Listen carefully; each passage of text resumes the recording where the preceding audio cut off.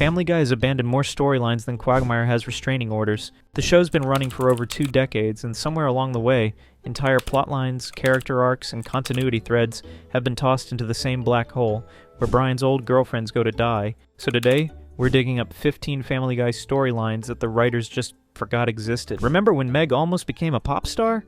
Yeah, Don't Make Me Over turned her from punching bag to pop icon overnight. Cloudy skies and rain clouds have come to stay.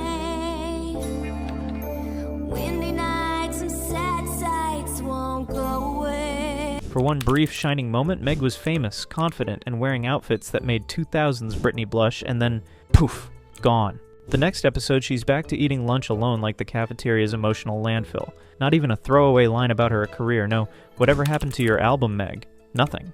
It's like the writers collectively agreed, nah, let's go back to hating her. Meg's rise and fall lasted shorter than one of Peter's work shifts. I'd like a hot dog with ketchup and some Jell-O, please. Paint a Bow Wow red and a side of nervous pudding. Can I have a well-done burger with lettuce and tomato? Burn one, drag it through the garden, pin a rose on it. Can I use your bathroom? Got a telephone pole heading to the swimming hole, spray it with sunshine. Speaking of disappearing acts, what happened to Stewie's time machine? Early seasons had him zipping through time like a psychopathic Doc Brown, casually rewriting history for fun.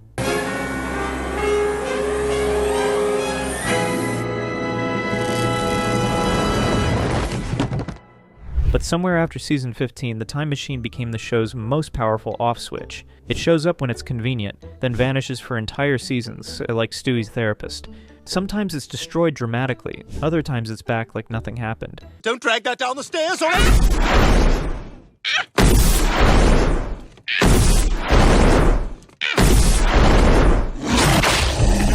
Either the writers forgot, or Stewie built a continuity eraser. Either way, the timeline's messier than Brian's novel drafts. They had read my book, they just didn't like it. And while we're on forgotten ambitions, remember Peter's endless job changes. He's been a fisherman, a toy factory worker, a Patriots player, a brewery employee, even a retail worker. And every one of those careers disappears by the next cold open. No follow-ups, no whatever happened to that job moments. It's like Quahog runs on an economy of amnesia. Peter Griffin's resume should be longer than the Bible, but the only thing consistent is unemployment. I quit my job, Lois. You what? Yeah, we're rich now. I don't need to be working. Speaking of lost children, where the hell is Brian's son, Dylan? He showed up in the former life of Brian, bonded with his deadbeat dad, and called him out for being selfish. Then he vanished for years, only to return in Brian's a Bad Father as a teenage TV star, and then disappeared again. Family Guy brought him back to give Brian depth, then buried him under cheap wine jokes and political rants. I like to imagine he's out there somewhere, running a dog shelter and pretending his dad's a different talking Labrador. Have a great day at school. Thanks, Dad. Hey, knock knock. Who's there? You're there. I'll always be there, Dylan. Hey, knock knock. Who's there? Danny Zuko. Oh, come on. The audition's not till 3. Don't jinx it. And speaking of forgotten family, let's talk about death. No, not the concept. The characters in early Family Guy made Death one of the funniest side characters ever. Sarcastic, chill, the Grim Reaper who takes a smoke break. Voiced by Norm Macdonald and later Adam Carolla, he was the perfect dark comedy cameo, but after a few appearances, he just went part-time. No farewell, no big exit. One day, Death stopped being a mainstay and just became another Quahog myth. I guess even the Reaper got tired of continuity. And what about Peter's long-running rivalry with the giant chicken? That epic city-destroying feud used to be one of the show's biggest running gags. They'd go years without a rematch, and every time, it was an event.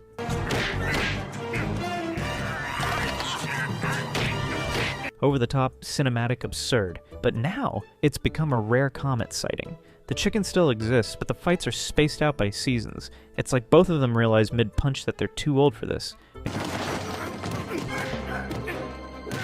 Maybe they settled their beef off screen, or maybe the writers just ran out of buildings to destroy. Joe Swanson's paralysis might be one of TV's biggest consistency crimes. One week, he's struggling to climb stairs. The next, he's body-slamming criminals through windows. The show can't decide if he's paralyzed or secretly superhuman.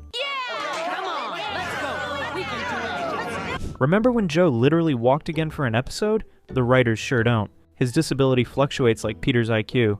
If you ever want proof Family Guy doesn't have a show Bible, Joe's legs are exhibit A now.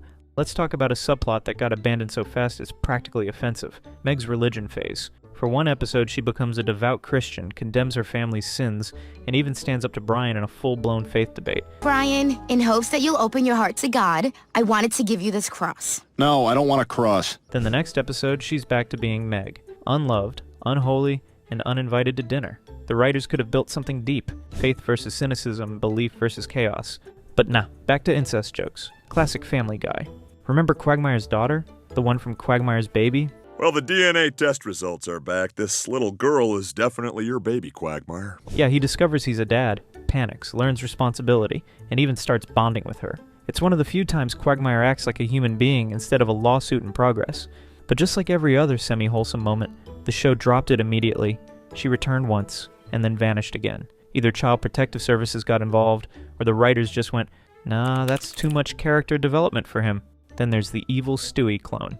You know, the one created in the hand that rocks the wheelchair. The clone was introduced, turned the episode into a full-on horror parody, and then got killed off. But the story's ending teased a darker version of Stewie's personality that was never revisited. It could have been a great internal conflict, Stewie versus his own morality. Instead, it was one and done, filed under good ideas we'll never mention again. And we can't forget Lois's kleptomania. For one episode, she turns into a full-blown thief, stealing dresses, jewelry, random items for the thrill. Oh my god, that was such a rush! I'm alive! It's teased as a deep psychological flaw, maybe a metaphor for her trapped suburban life. Your Honor, I am so sorry for stealing all that stuff. I just couldn't control myself. Well, Mrs. Griffin, considering this is your first offense, I've decided to go lenient and... Where the hell is my gavel? Then it's dropped faster than Peter's diet plan. They had a complex human storyline and traded it for another Peter ruins everything montage. The real crime wasn't the theft, it was the writers abandoning it. Peter's ancestry arc deserves its own museum wing in the Hall of Forgotten Family Guy arcs. They once made a whole episode where Peter discovers his biological father isn't Francis Griffin, but an Irish pub owner named Mickey McFinnigan. Then later they did a reincarnation gag about Peter's past life in England. Both setups could have become running jokes. American Idiot meets Old World Nobility, but neither stuck Family Guy dropped the heritage thing faster than Brian drops girlfriends. Hey, Lois. Who's your friend? Rita, this is Lois. Lois, Rita. So great to meet you. Lovely to meet you. Perfect, everyone hits it off. Listen, Rita, why don't you wait in the car? I'll be out in a minute. Okay, sweetie. Even the Griffins' neighbors have vanished like witnesses in a mob trial. Remember the Goldmans? Mort's still around, sure, but what about his wife Muriel or their son Neil? Muriel died and then there were fewer, and she stayed dead, which is wild for a show that resurrected Brian and the Brown family. They moved to the Cleveland show, came back, and their kids barely spoke again. Roberta and Rallo exist, technically, but they're background noise now. Apparently continuity doesn't pay rent in Quahog. And speaking of forgotten relationships, Meg and Brian's short-lived romance arc is one of the most awkward subplots the show ever dared to animate. They hooked up, kissed, and shared emotional scenes that made everyone uncomfortable. Then it was never mentioned again. Not a single callback, not even a joke. Just straight into the void. Oh, Brian, let's dance! This song kicks ass! Hold on to the night. It's like the writers collectively agreed to gaslight the audience into pretending it never happened. Honestly, good call. And finally, Stewie's evil genius arc, the one that defined the early seasons, has been quietly murdered. Hey, Bri? Yeah? Ah! Damn it! Ah! There's glass in my eye! Oh! Son of a bitch! Ah! The Stewie who wanted to kill Lois, build doomsday devices, and take over the world got replaced by a baby who makes TikTok jokes and podcasts about therapy. So you decide to go to the Fasano Hotel for dinner and drinks. No, just drinks. Once you've seen the restaurant prices online. And once there, you can see how Michael begins looking at all the older men who can afford to take their boyfriends. I'm sorry, husbands. It's evolution in reverse. The writers didn't give him closure, they just forgot he was supposed to be terrifying. Stewie's no longer the villain. He's the brand. Maybe that's why Family Guy keeps pulling us back. It's not just the jokes, it's the chaos. Every time they abandon a plotline, it's like the show's telling us, don't take this too seriously. And we don't. Because somewhere under the absurdity, the inconsistency, and the 1000th cutaway to Conway Twitty, there's something comfortingly human about a show that refuses to learn from its past. Every forgotten arc is a time capsule of what Family Guy almost became. Wow, great job getting hot, Meg. Gee, thanks. Hey, Meg. Oh, hi, Craig. Now that you're attractive, how about we go out sometime? Gosh, I'd love to. Great. I'll pick you up whenever I feel like it. A character study here, a satire there, a glimpse of emotional depth before it's immediately buried under fart jokes. And that's the secret formula. Sincerity in one hand, stupidity in the other. The writers never cared about canon, they cared about chaos. I don't want Dylan eating white bread. Brian, there's nothing wrong with it. Our kids eat... Lois, I do not want Dylan eating white bread. Brian, I promise you, it's fine. Lois, I will decide what is best for my child, all right? Look, will you take it easy? And I do not want to have this conversation in front of my son. That's why they can kill Brian on Monday, resurrect him Friday, and still make us tune in Sunday. It's dumb genius. Organized nonsense. The cartoon equivalent of Peter falling off a roof and somehow walking it off. All right, we're rolling. I'm Peter Griffin, and this is Shopping Cart, roof shopping cart, guys. Okay, go! Ow, ow, ow, oh my God! Oh my God, are you okay? Even the way they drop storylines is part of the rhythm. You start to notice a pattern, the reset. Every time a character grows, learns, or changes, the show yanks them back to square one. It's not lazy writing, it's maintenance. Family Guy exists in eternal rerun mode. Growth breaks the loop, chaos keeps it spinning. The result is a world where nothing matters, but everything's memorable. We don't remember the resolutions, we remember the wreckage. So when you think about the 15 plotlines that Family Guy abandoned, Meg's pop career, Brian's kid, Stewie's evil streak, Joe's miracle legs, Death's day job, the evil clone, the chicken feud, and all the rest, they're not mistakes. They're fossils. I'm here with Peter Griffin, the man who claims he withstood a barrage of bullets and did not die. Peter, are you saying that if I shoot you in the head with this Channel 5 pistol, you'll be completely unharmed? Why don't you, give it a shot? Little reminders of how big this show once thought it could be, before realizing it's funnier to never grow up. And honestly, that's kind of poetic. Family Guy didn't lose its way, it just found comfort in losing it on purpose. There you go, Mr. Swanson. These ought to keep the rats away. Thanks, hon. Stay in school.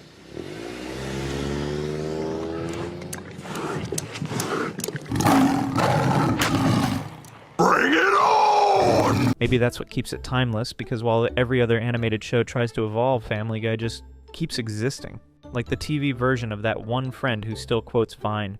You can call it repetitive, you can call it lazy, but deep down you know you'll still click play next, because no matter how many times the plots reset, the chaos feels familiar, predictably unpredictable, and that's the beauty of it. Family Guy isn't supposed to make sense. It's supposed to make noise. Laughter, confusion, outrage, nostalgia, all mashed together in 22 minutes of what the hell did I just watch? That's not failure, that's identity.